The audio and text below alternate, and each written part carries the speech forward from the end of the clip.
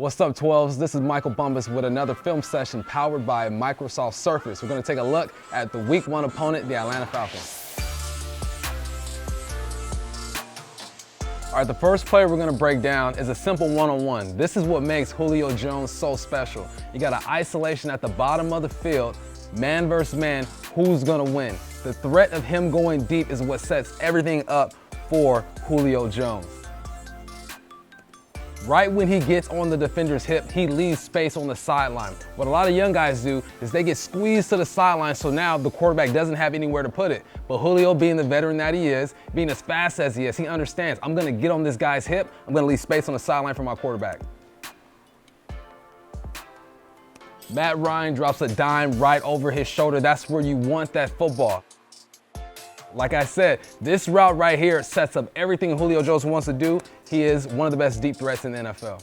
All right, this next play we got, Julio's in the slot. He's showing that he's versatile. What happens when you put a guy like Julio Jones in the slot? He creates matchups, especially when you're going up against a zone defense like we're seeing here. Right now, the Panthers have a 2-high defense. That's a cover 2, Tampa 2, which means that Mike linebacker is going to drop into a deep zone. When you put Julio in the slot against a 2-high defense, he can split the middle and just use his speed against a slower linebacker.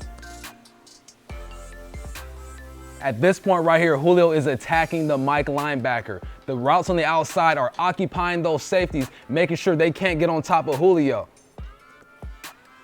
All speed at this point, he is beat. Matt Ryan just needs to drop a dime right over the top. If Matt Ryan leads Julio, this is a touchdown, but nonetheless, you exploit the matchup by moving Julio around in formations.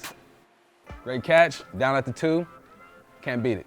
Right here against the New Orleans Saints, this is Julio's dream. I'm sure whenever he sees a guy matched up against him one-on-one, he knows that he's gonna win. He's gonna run a crossing route going across the field where he intersects with another receiver. What he does a great job of doing is getting a nice tight rub when he crosses the field.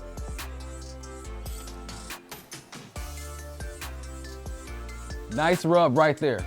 Can't beat that. You put those defenders in a bind when you're asking them to communicate. Sometimes they'll switch off. With a guy like Julio Jones, you have to stay on your man. Nice rub, create space, get on your horse, get those knees up, get all you can. Julio Jones is explosive with the ball in his hands. Okay, now we're gonna take a look at Seattle's defense. Why? Because they do some of the same things that the Atlanta Falcons do. Dan Quinn coached under Pete Carroll for several years. He brought that defense to Atlanta, but I'm gonna show you what the Hawks do, that the Atlanta Falcons do the same thing. What we have here is just a 1-high cover 3 look. That means that safety in the back has deep thirds, the corners on the outside have deep thirds as well. Simple cover 3, the outside backers are responsible for the flats. You see Michael Kendricks walked up to the line at the boundary side. He's responsible for the flat. If that running back gets outside, he's gonna pill with him. Shaq makes a great play right here. As you see, corners are dropping. Shaq knows, like, look, I'm pretty much manned up with this guy. I am in cover 3, but I have no other threats. If this running back gets to the flat, I have a linebacker that's gonna jump all over that. So it is a cover 3, but when you have no other threats on that side, it becomes man on man. This is what happens here. This is what the Atlanta Falcons do as well. Bull makes a great play. Good job. Cover 3, we're gonna see that a lot. All right, now we're going to talk similarities in what the Atlanta Falcons and the Seahawks do on defense. If you notice here, okay, we're going to get a motion by the receiver at the top of the formation. He's going to motion over. Trey Flowers is going to stay put and blitz off the backside. Both defensive coordinators like to blitz their corners off the backside. This was a huge play for Trey Flowers and the Seahawks against the 49ers last year. See the motion. When the corner does not move with the receiver in motion, it is now a zone. It is a zone. Trey Flower rushes off the back end. And the reason why they like blitzing off the backside is to take care of things like that. That boot, that naked boot. And that's exactly what the Seahawks do. Russell Wilson loves the naked boot. Schottenheimer loves the naked boot. This is how you take care of that. Great job by Trey Flowers. Swag it out, young fella. All right, here's some similarities. Corner blitz off the backside of the formation to take care of the naked boot. Dan Quinn used to coach for the Seattle Seahawks. He brought it here to Atlanta. That corner is gonna walk down right before the snap.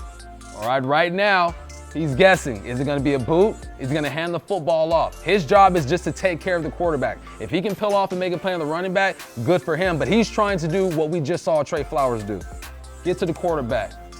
Lucky play call by Schottenheimer and the Seahawks. All right, they hand the football off, but that corner's there just in case Russell tries to sprinkle his magic on this game.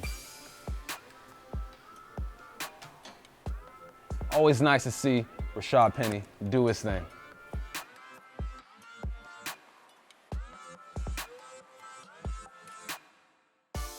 All right, that was another film session by me, Michael Bumpus, powered by Microsoft Surface. Taking a look at the Seattle Seahawks Week 1 opponent, the Atlanta Falcons. Hopefully they get this W. Go Seahawks.